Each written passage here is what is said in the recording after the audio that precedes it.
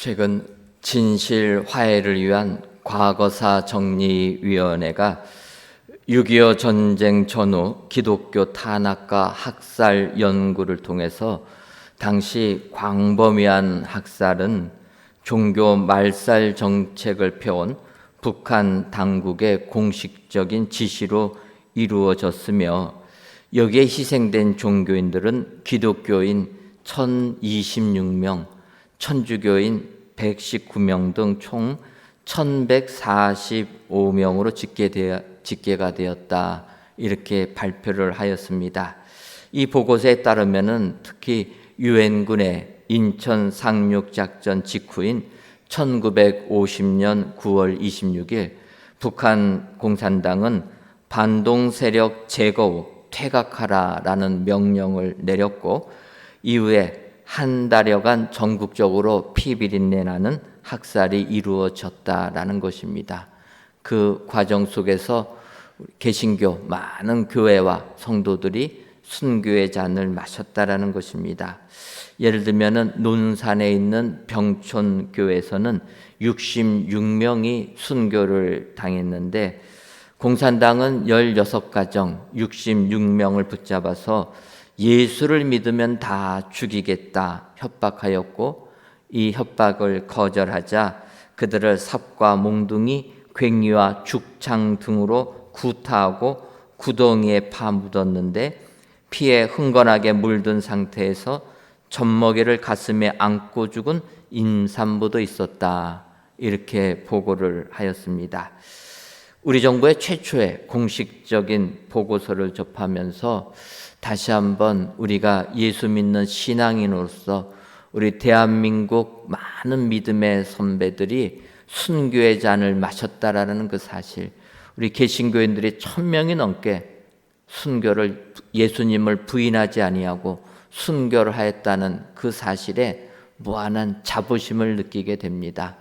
여러분, 요즘 코로나19 시대 우리가 그리스도인으로 산다라는 것이 얼마나 힘이 들고 어렵습니까? 마치 코로나19의 전염지처럼 교회가 매도당해가지고 지금은 예수를 믿는다고 이야기하는 것 자체가 세상에서 조롱거리가 되고 있는 시대가 아닙니까?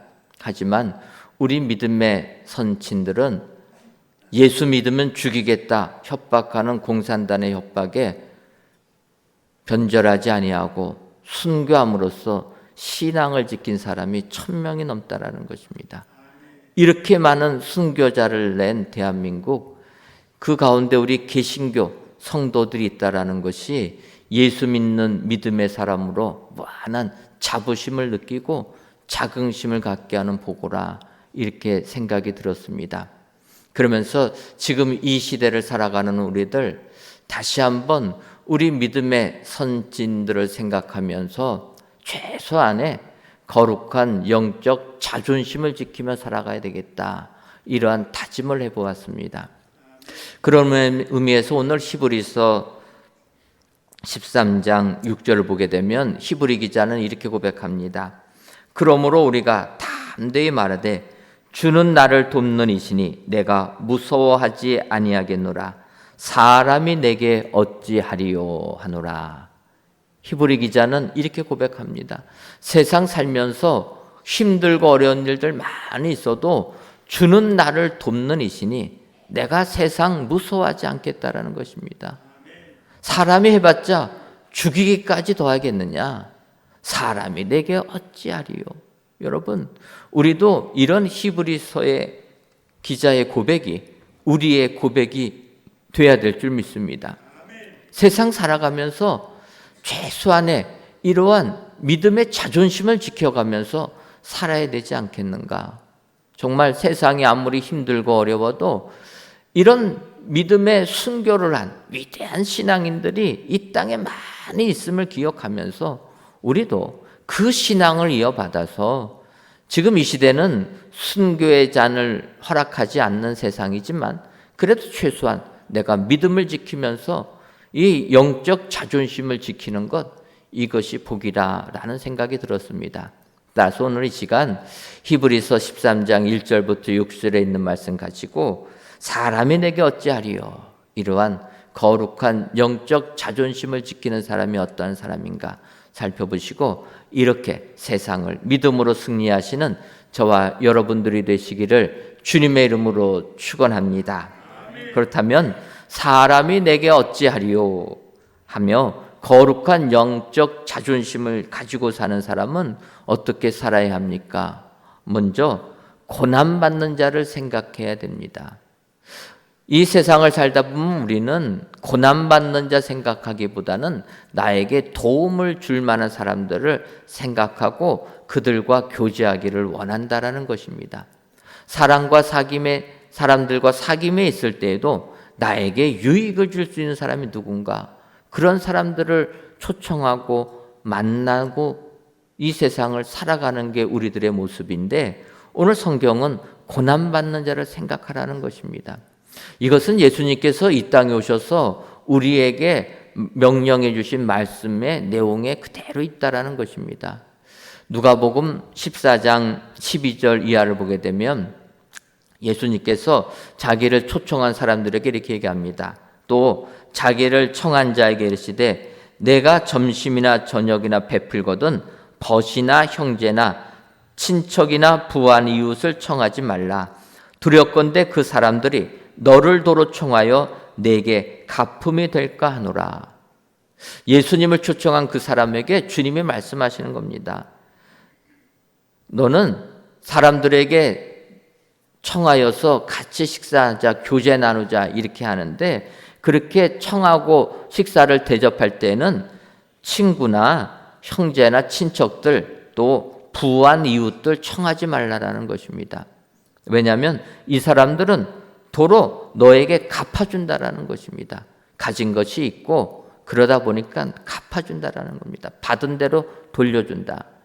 차라리 사람들과 식탁의 공동체를 하려면은 그런 사람들 초청하지 말고 이 세상에서 없는 자, 병든 자, 그래서 나에게 갚아줄 수 없는 자를 초청하라는 것입니다. 그러면서 14절에 그렇게 말씀하십니다. 그리하면 그들이 갚을 것이 없으므로 내게 복이 되리니 이는 의인들의 부활 시에 내가 갚음을 받겠음이라 하시더라. 우리는 목적을 가지고 사람들과 교제를 하는데, 사람들을 공개할 때는 그렇게 하지 말고 너에게 갚아줄 능력이 없는 사람, 이런 사람들을 초청하고 공개하라는 것입니다.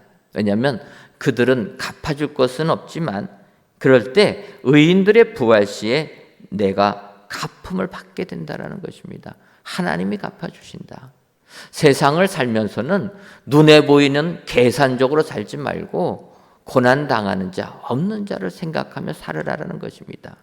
이 예수님의 정신을 그대로 이어받아서 히브리 기자는 히브리서 13장 2절과 3절에 그렇게 얘기합니다. 손님 대접하기를 잊지 말라. 이로써 부지 중에 천사들을 대접한 이들이 있었느니라. 너희도 함께 갇힌 것 같이 갇힌 자를 생각하고 너희도 몸을 가졌은즉 학대 받는 자를 생각하라. 여러분, 히브리 기자는 너희도 함께 갇힌 것 같이 갇힌 자를 생각하고 학대 받는 자를 생각하라. 2절을 보게 되면 손님 대접하기를 잊지 마라. 이 손님은 손님이라기보다는 나그네라고 보는 게 맞습니다. 나그네. 여러분, 나그네라는 것은 떠돌이 삶 사는 것 아닙니까? 여행 속에서 내가 거처할 집이 없어서 떠돌이 삶을 사는 그런 사람들, 그런 나그네들을 대접하라는 거예요. 그러다 보면 이 나그네가 되갚아줄 것은 없을지라도 나그네를 대접하는 중에 부지 중에 천사들을 대접한 이들이 있었느니라. 누군지는 모르지만 나도 의식하지 못하는 가운데 천사를 대접한 이가 있었다라는 것입니다. 그러면서 세상 살면서 어려운 사람, 고난당하는 자를 생각하라는 것입니다. 천사를 대접한 사람이 누구입니까? 아브라함 아닙니까? 창세기 18장을 보게 되면 아브라함이 천사를 대접하는 내용이 나오게 됩니다. 그가 장막 문 앞에 앉아 있다가 문득 눈을 들어서 위를 보니까 고개를 들어보니까 건너편에 허름한 나그네 세 사람이 서 있었다라는 거예요. 그 모습을 본 아브라함이 쫓아가가지고 그 나그네들을 자기 집으로 모십니다. 여행 중에 지쳐 보이는데 내 집에 들어와서 식사하면서 힘을 좀 얻고 또 발도 씻겨드릴 테니까 피로도 풀고 다시 가십시오. 아브라함의 그 권고에 그 나그네들이 아브라함 집에 들어오게 됩니다. 그리고 식사를 한 다음에 그 사람들이 아브라함에게 얘기해 주는 겁니다. 내년 이맘때에 내가 반드시 내게로 돌아오리니 너의 아내 사라에게 아들이 있으리라. 여러분, 하나님과 두 명의 천사가 같이 문 밖에 서 있다가 아브라함의 초청을 받고 그 집에 들어가서 큰 호의를 받은 다음에 한 이야기입니다. 하나님께서 아브라함에게 약속해 주셨다는 거예요. 너 지금까지 아들이 없어서 힘들어하는데 내가 내년 이맘때 다시 너에게로 올 텐데 그때는 분명히 너의 아내 사라가 아들을 안고 있을 것이다. 여러분, 아무것도 나에게 갚아줄 수 없는 듯한 그 나그네를 대접하니까 아브라함에게는 아들을 얻는 축복을 받았다라는 것입니다. 부지 중에 천사를 대접하게 되었다라는 것입니다. 여러분, 이 나그네들이 다시 소돔성으로 들어가게 됩니다. 하나님께서 소돔을 멸망시키기 위해서 천사들을 보내시는데 이 천사 두 명이 소돔성으로 들어갈 때 마찬가지로 롯도 소돔 성문 앞에 앉아 있다가 나그네 두 사람이 성문 안으로 들어오는 것을 보고 그 사람들을 자기 집으로 초청합니다. 근데 사실 이 천사들은 소돔성을 멸하러 하나님의 명령을 받고 온 사람이라 롯이 자기 집에 들어가자 할 때도 거절합니다. 그럼에도 불구하고 롯이 계속 그 천사들에게 같이 가자고 요청합니다. 그래서 천사들이 마지못해서 롯의 집에 들어간 다음에 어떤 일이 벌어집니까? 소돔성을 멸하기 위해서 우리가 왔다. 그러니 너와 너의 식구들은 이 성을 떠나라. 여러분, 알지 못하고 대접한 롯은 천사를 대접함으로 그와 그의 식구들이 구원함을 받는 축복을 받았다라는 것입니다. 여러분, 오늘 성경은 우리에게 말씀하시기를 우리가 예수 믿는다라면 세상이 아무리 험악하고 세상이 아무리 물질적으로 흘려도 세상이 가진 자를 유대하는 세상으로 흘러도 너희는 없는 자, 고난받는 자를 생각하라는 것입니다. 이것이 우리 예수 믿는 사람의 거룩한 영적 자존심이라는 겁니다. 세상은 자기들끼리 살지라도 우리만큼 많은 고난받는 자, 학대받는 자를 생각하면서 나아갈 때 하나님의 축복이 우리에게 임하게 될 줄 믿습니다. 아브라함처럼 또는 롯처럼 부지 중에 천사를 대접해서 하늘의 복을 받는 것처럼 고난받는 자 생각할 때 그들에게는 하늘의 축복이 임하게 된다.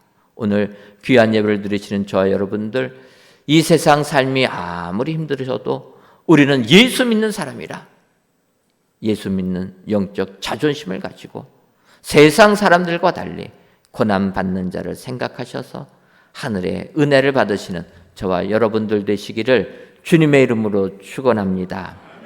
두 번째로, 사람이 내게 어찌하리요?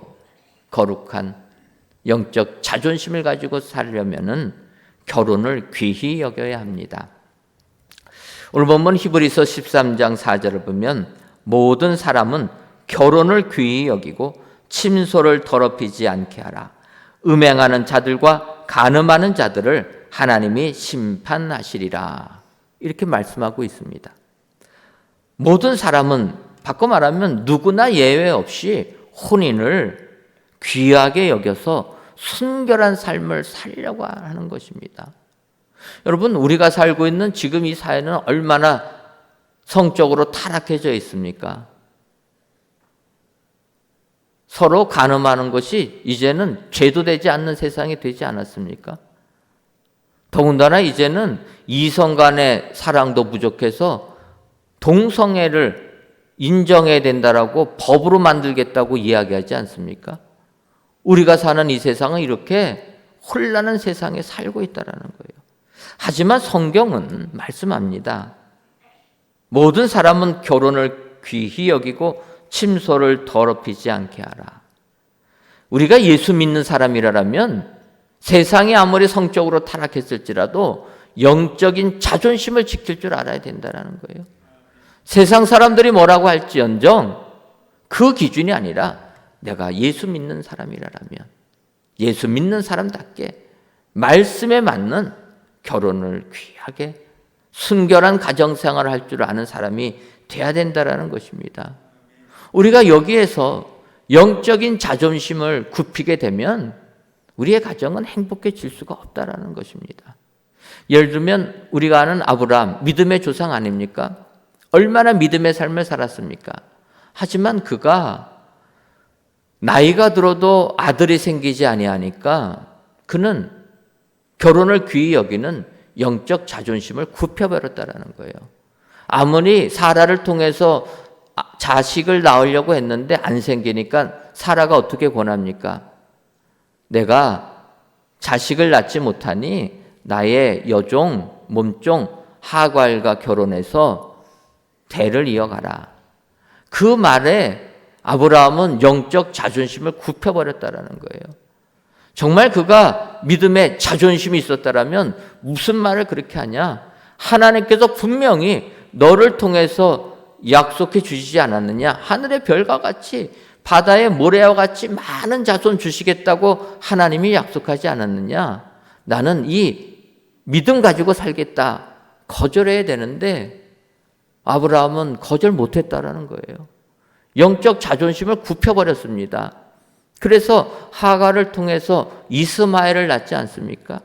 그런데 여러분, 이스마엘을 낳은 아브라함, 그 가정이 어떠합니까? 하갈과 사라의 갈등으로 행복한 가정이 안 됐다라는 거예요. 우리가 아는 대로 사라가 이삭 낳은 다음에 젖될 때 잔치 베풀었을 때 이스마엘이 이삭 조롱하지 않습니까? 그거 보면서 사라가 분노합니다. 결국은 하갈과 이스마엘을 내쫓으라라는 거예요. 아브라함 얼마나 갈등이 있었겠습니까? 하지만 사라가 이야기하니까 그들을 내쫓아냅니다. 이스마엘도 자기의 자식이지만 어쩔 수 없이 내쫓아냅니다. 그러다 보니까 아브라함과 사라의 관계가 좋았겠습니까? 사실 믿음의 조상, 열국의 아비요 어미인 아브라함과 사라인데 그 가정을 보면은 그렇게 행복하지는 않았겠다 예상을 할 수가 있다는 것입니다.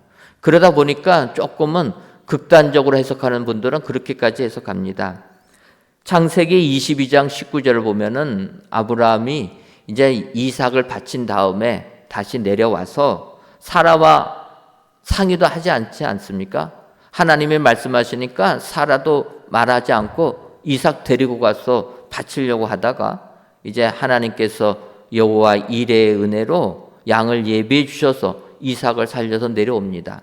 내려온 다음에 아브라함은 부엘세바에 거주하였다. 이렇게 기록이 되어 있습니다. 그런데 22장 바로 넘어서 23장을 보게 되면 사라가 죽은 내용이 기록되어 있습니다. 창세기 23장 2절을 보면 사라가 가나안 땅 헤브론 곧 기럇 아르바에서 죽음에 아브라함이 들어가서 사라를 위하여 슬퍼하며 애통하다가 이렇게 기록되어 있습니다.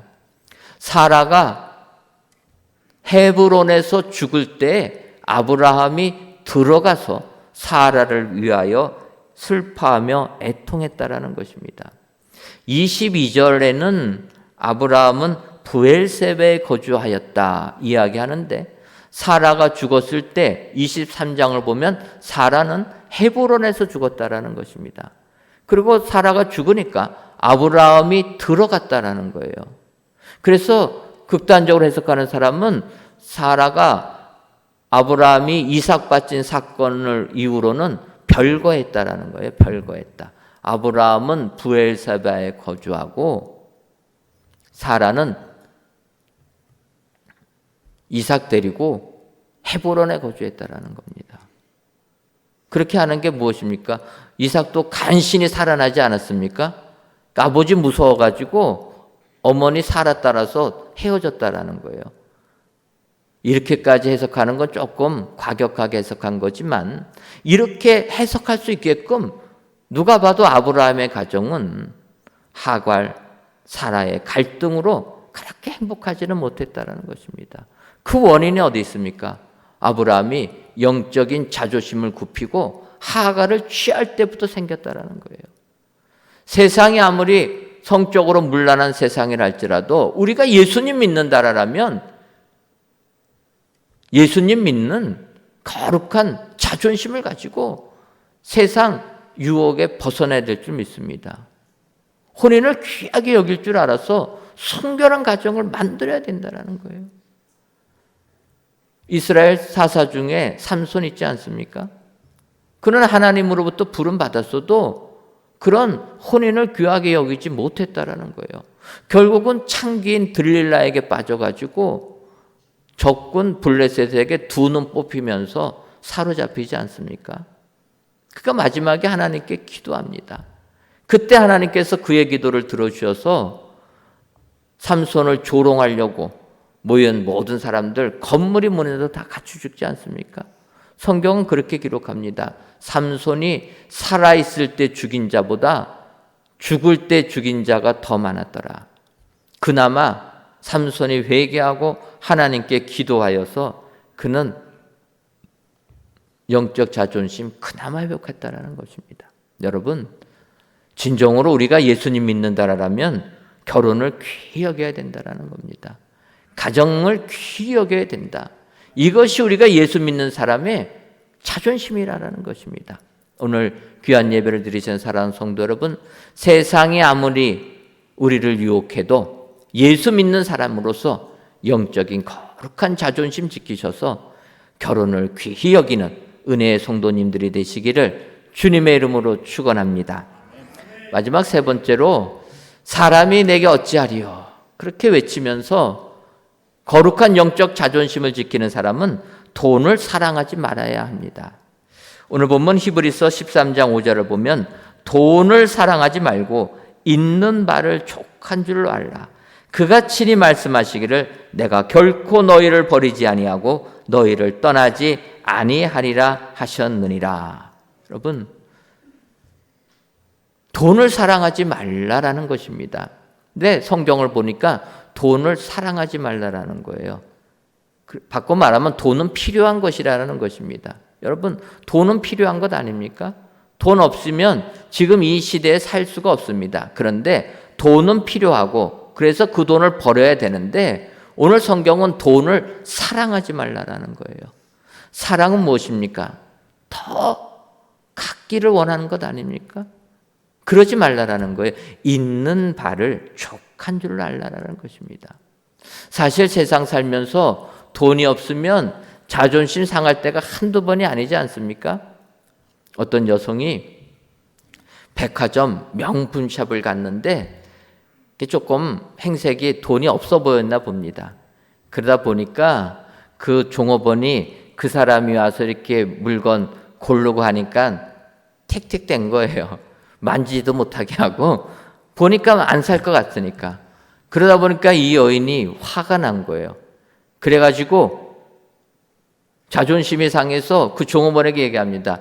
이 매장에서 가장 비싼 거 뭐냐? 이거라고 하니까 그거 카드로 결제해 버린 거예요.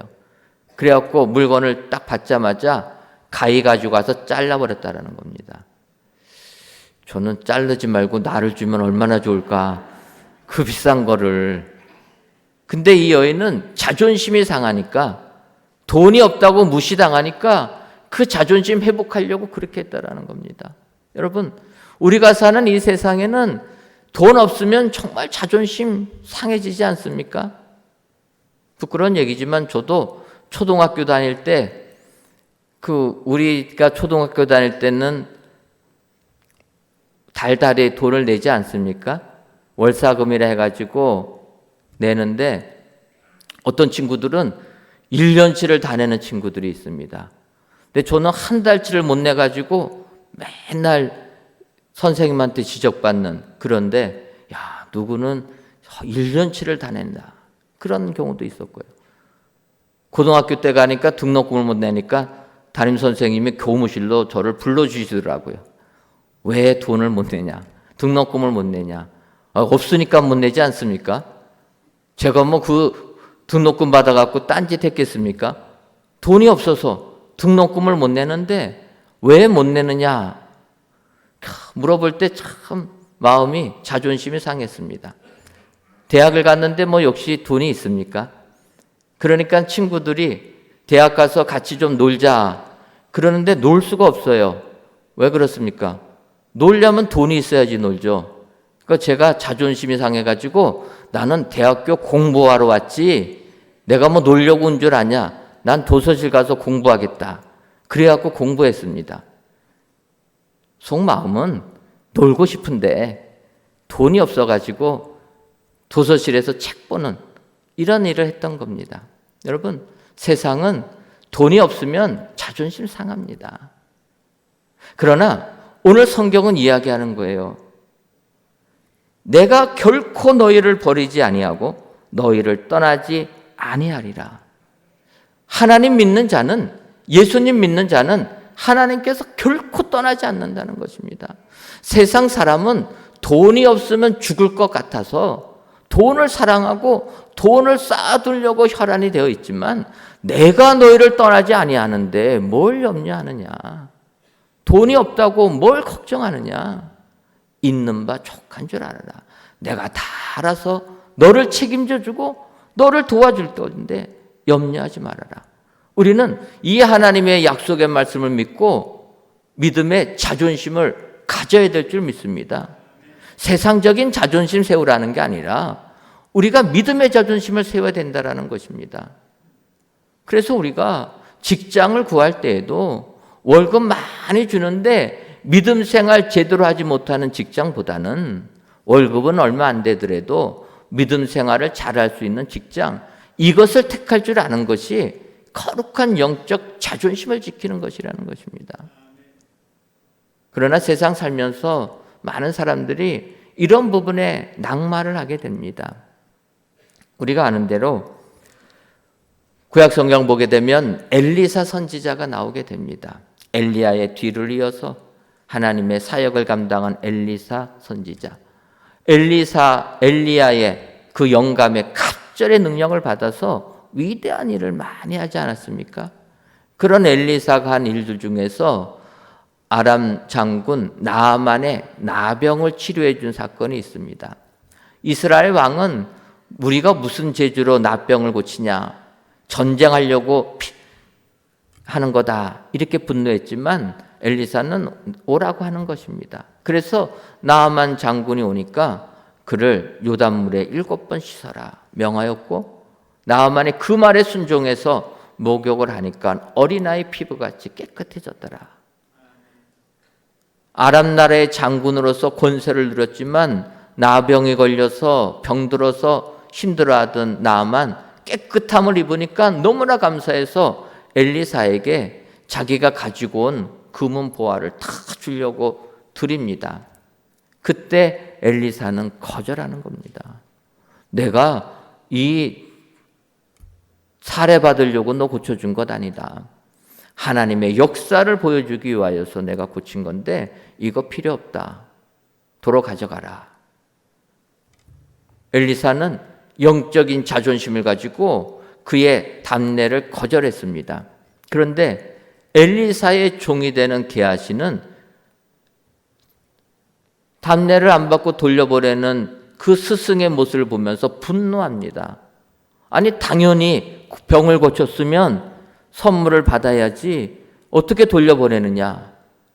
그래가지고 나는 나아만에게 가서 그 돈 받아오겠다 해가지고 본국으로 돌아가는 나아만을 뒤쫓아갑니다. 그러면서 나아만에게 그렇게 얘기합니다. 스승님께서 당신의 선물 안 받고 돌려보냈는데 당신 떠나자마자 스승의 제자 2명이 왔는데 너무나 누추해가지고 얘네들 그냥 돌려보낼 수 없으니까 조금 도와달라고 부탁을 합니다. 그러니 나아만 장군이요, 은 1달란트와 옷 2벌만 좀 주십시오. 게하시가 그렇게 핑계를 대면서 그렇게 얘기하는 겁니다. 그때 나아만은 은 1달란트가 뭐냐, 2달란트 해가지고 다 주게 됩니다. 게하시는 물질의 영적 자존심을 굽혔다라는 거예요. 스승을 배우겠다고 스승을 따라다녔던 게하시가 스승은 영적 자존심 때문에 답례를 거절했음에도 불구하고 그는 물질에 눈이 멀어가지고 그 돈을 받았다라는 것입니다. 그 받은 결과가 어떻게 됩니까? 나아만에게서 있었던 나병이 게하시와 그 자손에게 넘어가지 않았습니까? 여러분, 우리가 영적 자존심을 지켜야 될 줄 믿습니다. 하나님께서 결코 버리지 아니하시겠다, 우리를 떠나지 아니하겠다, 이 약속에 확신을 한다라면 우리는 세상 물질에 연연할 것이 아니라, 돈은 필요한 것이지만 그래서 있는 바 족할 줄 아는 사람, 이런 사람이 영적 자존심을 지키는 사람이라. 여러분 기억하시고 오늘 사람이 내게 어찌하리요, 이 믿음의 담대함을 가지고 영적 자존심을 지키고 믿음 생활 승리하시는 저와 여러분들이 되시기를 주님의 이름으로 축원합니다. 하나님, 혼란한 세상에서 살다가 이 시간 성전에서 또는 각 예배 처소에서 귀한 예배를 드리게 하시니 감사합니다. 이 예배를 기뻐 받아 주옵시고 모든 예배자들 위해 하늘의 평화가 충만하게 하여 주옵소서. 이 시간 사람이 내게 어찌하리요라는 히브리서의 말씀을 주시니 감사합니다.